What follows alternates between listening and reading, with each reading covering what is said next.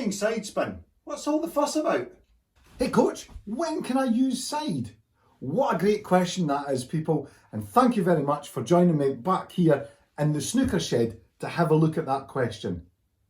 So my first answer to the question, coach, should I use side, is the chances are you already are, but you may not be aware of it.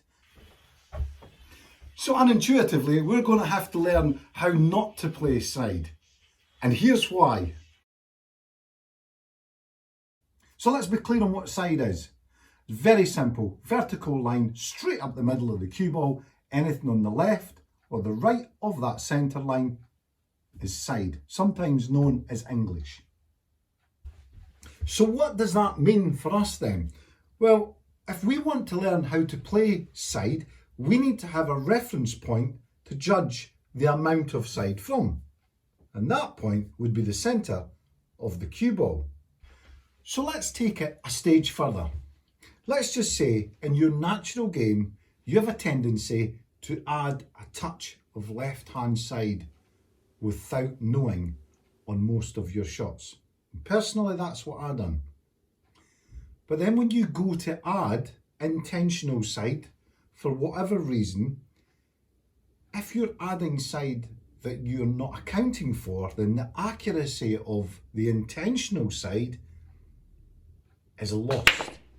So as you can see, learning not to play side is pretty important. And when you find the centre of the cue ball as best we can then see the reaction the cue ball has to the actual side that you've put on. And that is a big jump for learning when you're using side, which we all have to do to get the better positional shots. Even a simple shot like that, just coming for that black, I used a bit of running side just to get the cue ball moving in the direction that I wanted it to.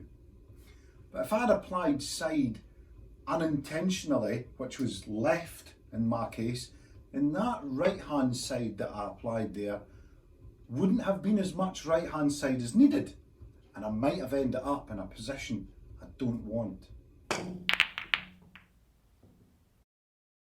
So that leads us nicely onto the next part of the video. Now we have the understanding, now we can go into the practical. And we're going to look at how to find centre of the ball and drills that'll help us practice centre ball striking. Okay, so let's look at how we could find that centre of the ball. And I have to say before we start that people do see the centre of the ball slightly different. So when it depends on their eye dominance and when they're down on the shot where their head is, sometimes they think they're seeing the centre, but they're applying a touch of unwanted side. There's loads of products in the market that would help you find the centre of the ball, but I'm going to just quickly go over the ones that I would carry in my bag if I was coming to visit you for a lesson. And the first one I would be bringing out was Nick Barrows' Ultimate Training Ball. Now this is a really, really good bit of kit. And it's made by Amaranth. It's a proper weighted cue ball, but it has so much information on this. There's loads that you can do, not just find the centre of the ball. And if you really want to know more about Nick, you could actually have a look at the link down below or in the card above where Nick Barrow, Ronnie O'Sullivan's new coach, came to visit me at the snooker shed. It was a great day out. The next one was these, a set of balls again from Amaranth. I try and keep to Amaranth because the weight is correct. Spotted ball and a ball that's like a pool ball. Chris Henry Sports, another good bit of kit, but a little bit more expensive, but worth having if you're serious about learning to play snooker better. And of course, the standard cue ball, the only one that you may have in the club, so we're going to have drills that would help you use this as well. So the first drill we'll look at is just the cue ball and a pocket. And this is really simple. All you've got to do is strike the cue ball where you think is centre and watch what happens. Aim to hit the back of the pocket.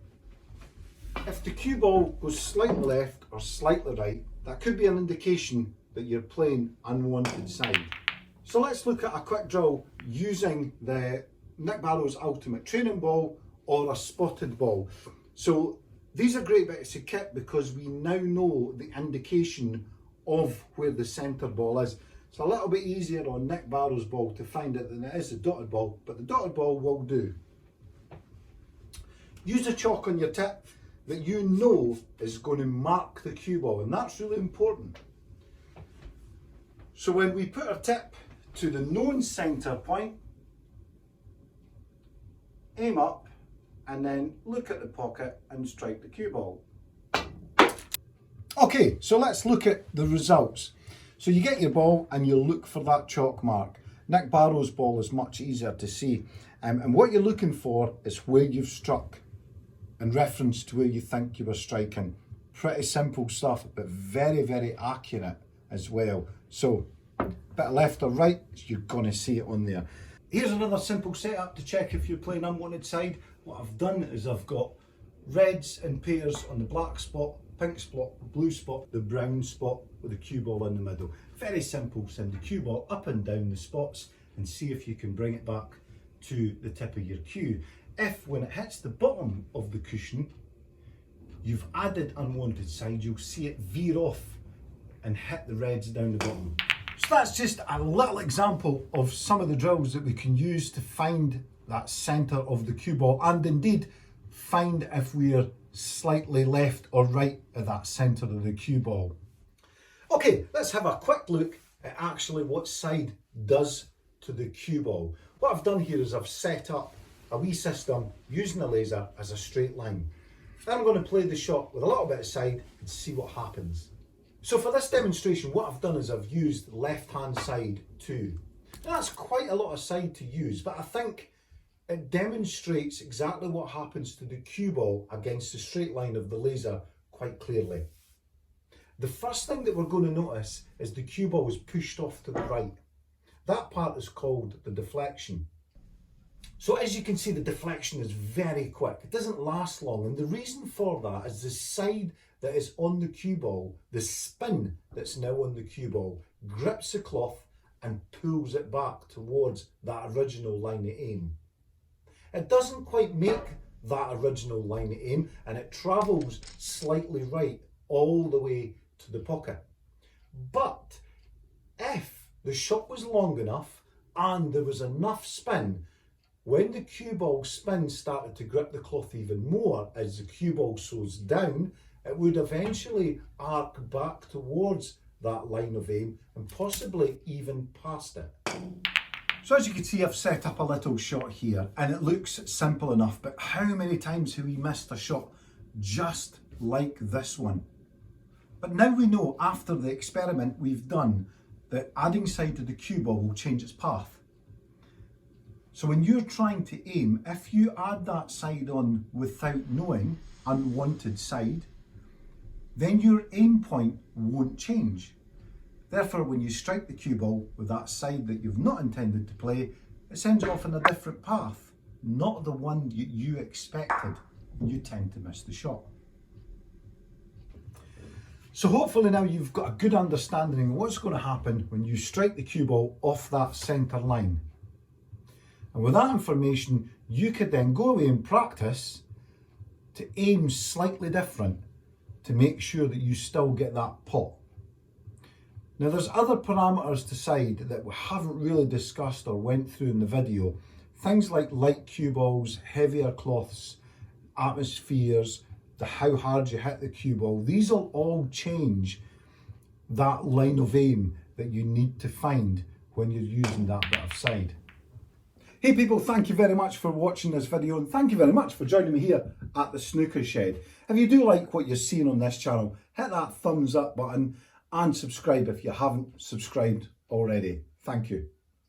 I'm also doing live one-to-one tuitional videos here in the Snooker Shed, and of course I'm doing face-to-face tuitions here in Fife in Scotland. If you'd be interested in a video lesson or a face-to-face, please just email me in the email address down below.